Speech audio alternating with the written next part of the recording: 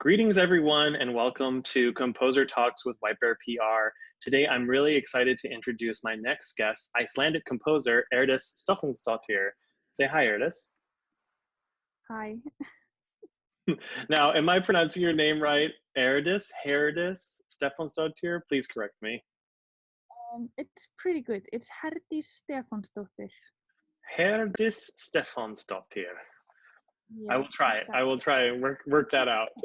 Anyways, Herdis. She has scored all 6 episodes of the current HBO series We're Here. Her scoring work also includes Rai Russo Young's feature film The Sun Is Also a Star, for which she received an Icelandic Music Award nomination. Congrats. In addition to scoring her music for media, she is also a songwriter and electronic musician. Her compositional endeavors include installations in museums, dance, theater, and being part of the successful electronic duo East of My Youth. Oh gosh, I can speak, I promise.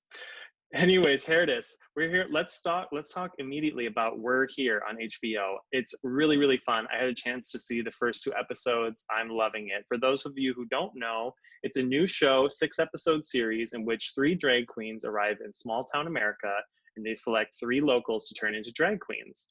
And they proceed to mentor them and put on an amazing show. Did you have as much fun scoring this show as I do watching it? Oh my God. Should I be honest? Tell us. I really love the show. I'm actually in the middle of scoring it right now. I'm about to deliver episode 5 and finished episode 4 yesterday. So it's really, it's a tight turnaround. And it's been really amazing to work on it. It's a great team. But I must say, it's probably one of the trickiest things I have ever worked on. It's definitely not an easy scoring job. Yeah. What makes it so different? I don't know. I mean, I did not have experience writing in unscripted or reality TV before. I had like a brief experience with documentaries. And it's just a completely different approach. And I really, when I took the job, I was like, yeah, that's going to be easy. 25 minutes of music per episode. Well, I'm going to do that like drinking water. No problem. Nope. It's not easy at all. And I think it's maybe because each cue has to be really real, and it has to serve the story. It has to serve the character in a really like gentle approach, and the emotion has to be right, otherwise it just becomes ridiculous. So that means that it can take a while to crack the sound and the melodies for each character in the show. So it's definitely been a learning curve for me to work on a show like this. I was going to say the score I find is very unexpected. It's very heartfelt. And I think it really elevates the emotional impact of the show, because some of the stories are so amazing. Even, in the first episode already, tears are rolling down our faces because it's just so emotional what's happening. How did you come to the decision to kind of compose against the type of these bombastic drag queens? And what was the discussion between the showrunners of how this music should be written? I mean, I think the purpose of the score in this series is that it's definitely the introspective part, and it's about entering the real emotion of the people and the stories. And I mean, honestly, even though the drag queens are big characters, they are serving the stories of the people that they are interviewing and their drag daughters. So in essence, it's more about that. And then we have a lot of pop songs, and we have other music that maybe serves more as the energy and the drive and the fun part of the show. But the score is definitely very, mellow and introspective, even though I have some moments of a little bit of beats and some pop moments, but they're not mine. Yeah, well, the score elements that really stand out to me are when they hit into a really emotional story point with one of the characters and the drag queens, and often the score will go into more of a serious kind of almost drone tone, or even cut out all audio and just like really live in this moment, this audio moment of the music that you're making. And I think it really makes you realize that these people are real, you know, one, that these crazy, you know, drag queens are real people because they are out of drag when they're talking to the Yeah, small towners. exactly. And then of course the subjects that they're putting into drag, you know, are very real too, and their struggles are very personal.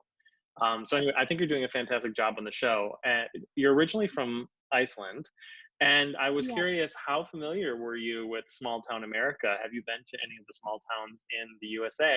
And how do you pay tribute musically to those towns in the show?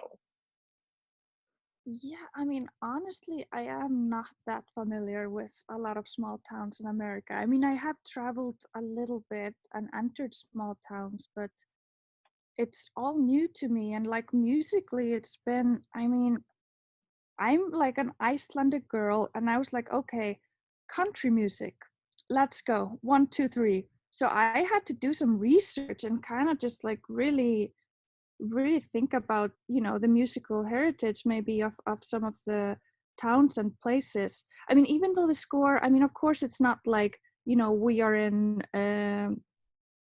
Twin Falls or in Gettysburg, so I'm not like, it's not really like taking from there, but I'm definitely, you know, thinking about elements that make sense in that environment. Or like episode 4 is by the Navajo desert, and I'm like, really, you know, I definitely keep in mind like what music kind of inspires from that kind of surroundings or landscape, which is sometimes really, I mean, these locations are really interesting. I mean, there's one totally beige town, you know, where everything is like in the same color. It definitely affects the music in some way. Well, and obviously Iceland is a small country. It doesn't have a big population, so you are essentially a small town girl, even if you're from Reykjavik, which is, I know, the capital. But Absolutely. Yeah, absolutely. In that yeah, sense. well, and I'm sure some of the musical sensibilities you grew up with carry across, you know, the sense of sparseness or loneliness or just the openness that is Iceland, of course, relate really well, especially like in Twin Falls, Idaho, that episode, there seems to be not many people in town. They keep commenting on that in the episode. Yeah. Very Um, familiar with that. Now, are you creating different themes for each of the characters? Like, do each of the queens get a theme, or are you working with any character themes in the show? Yes, I am actually in each show.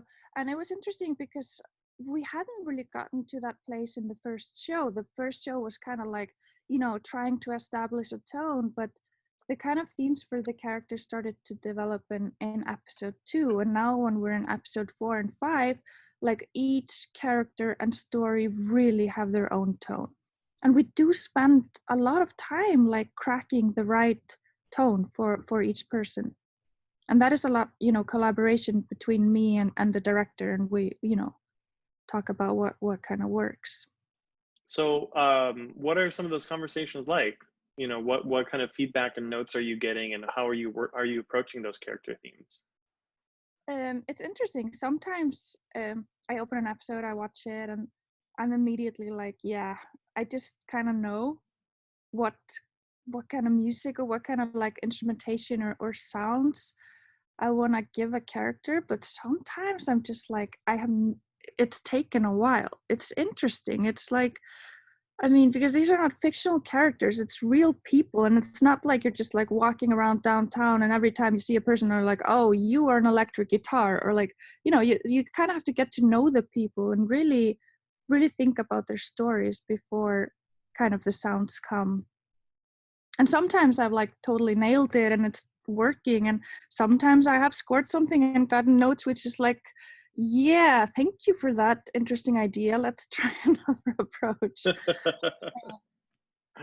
Yeah, back Now, and forth. a little bird told me that you're a big fan of RuPaul's Drag Race, which I have to admit, I'm I'm a huge fan of it too. what bird is that? Well, tell me now, are you watching the current season? No, I'm actually watching season 6, and my boyfriend Dustin is making a lot of fun of me because I am working about 9 hours a day scoring a drag show, And then I'm coming home having dinner, and then I put on RuPaul's Drag Race, and I just can't stop. So sometimes I go through 3 episodes, and he's like, "You are insane! Like, I don't know anybody that has such a high, you know, drag tolerance." So it's been kind of like, I mean, when I'm gonna think about 2020, it's like very colored by drag queens. Well, that's a great way to look into 2020 because as I mentioned, I'm a big fan of the show. So, who's your favorite drag queen on your season right now? On season 6, I mean, there's so many good ones. I'm kind of like mid-season. I like a lot of them. Bianca Del Rey, Del Rio? Milk, Mhm. De Rio, yeah, De Rio, Milk, Van de la Creme, Skid. Yeah, Ben Delacroix's great. Who's your favorite? I'm curious. Well, I season 6 was a while ago, but I definitely really enjoyed Ben Delacroix. I think he was Yeah, hilarious, and I remember, yeah, Milk and Bianca Del Rio was so funny. I think some of the most yeah, iconic lines come from Bianca. But yeah. back to music. I know I love the drag queen segue, but back to music. I want to talk to you about your band, East of My Youth. Can you tell us a little bit Yeah. about how you formed that band and how it has influenced your scoring career? I did form that band when I was just fresh out of art school, unemployed, and hanging with my friend in Berlin that is an actress and singer. And I had just like come from this kind of classical background where I was mostly writing, string quartets and kind of more music like that, or choir works. And I had started just trying out producing electronic music and started writing songs, and it was very new for me. I had never done it before. And we were just like at a bar, and we were a little bit tipsy, and she was telling me that she really wanted to sing, and she sang something for me, and I was like, oh my god, she has an amazing voice. So that's kind of how we started. I was like, I have written a couple of songs, like I don't know if they're any good or if they like really suck, I don't know, but let's try it. So that's how it started, and we didn't really plan on it to be a band. That kind of just like accidentally happened after we did like a couple of music videos. Yeah. I've seen some of your music videos. They're super fun. I think one of the songs I saw was Broken Glass. Yeah, that's a good one. Yeah.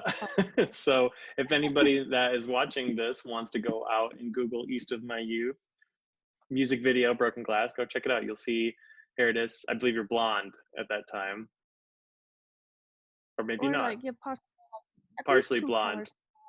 Yeah, Yeah. oh yeah, I had the colored braids. Yeah, that was it. Oh right. Yes. Anyways, it's really fun to go watch.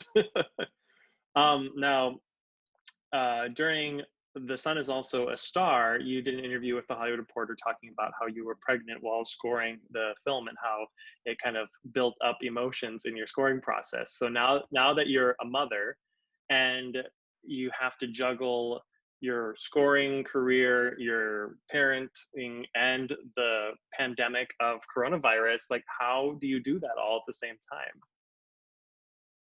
I mean, honestly, it is insane. I have never experienced anything like it. And especially because when we arrived in Iceland, we had to go into a 2-week quarantine, which means that we had to stay, the three of us together. We couldn't meet anyone. We couldn't enter any grocery store. So we're literally staying in a small apartment. Me, Dustin, and our 15-month-old daughter. And I was scoring season 3 of We're Here from the kitchen table. So with my daughter in the room the whole time. So it was definitely a challenge. Wow. And it, because you really want to spend time with your kid, and you want to like lose as little time as possible. I've never felt that before. Like when I'm still in the studio at 5, I start, kind of getting really like, I really want to get out. So, you have to be really organized and start early to make sure that, you can spend time with her as well. Absolutely. And do you find that being a mother and kind of all of the beauty that comes with that, does that influence your work as an artist now? I mean, if it does, it's not conscious. I mean, maybe it does on some subconscious level, but I don't know. And my last question is, what's a style of music that you would love to be working in right now? You mean in regards to film or my own music? Any music, do you really want to, dive into electronic sounds? Do you want to work with a big orchestra? Just if you had a wish that you could be like, I really want to do this right now, what would it be? I think I would just continue working on my record, which is a sound in development. But it's a lot of Hmm. it's a mix. It's Tell us just about your me, record. It's a solo album. yes, yeah. I mean, I don't know what to say. It's still a work in process, but it's just basically me doing exactly what I like and what I want to do and experimenting and just playing around with sounds, and I have no idea where it's going. That's exciting. We'll Do see. you have a target date or when people can hear the album? I was planning on releasing something this year, but then the whole COVID thing happened, and it kind of, I think it gave the whole world maybe a reason just to relax a little bit and see what happens. So right Hmm. now, I mean, maybe by the end of this year, I'll see. I've Well, I just been can't wait to hear it. with the whole film scoring takes up a lot of time. So as soon as I'm unemployed, I will dive into it. Well, hopefully you don't stay unemployed too long. Well, I can't wait to hear what you are going to release eventually with your solo album. And I can't wait to see the rest of We're Here. And those of you at home that are watching this interview, you should definitely check out the show on HBO. It's lots of fun. And make sure to continue to tune in to Composer Talks with White Bear PR and listen to us on your favorite podcast platform.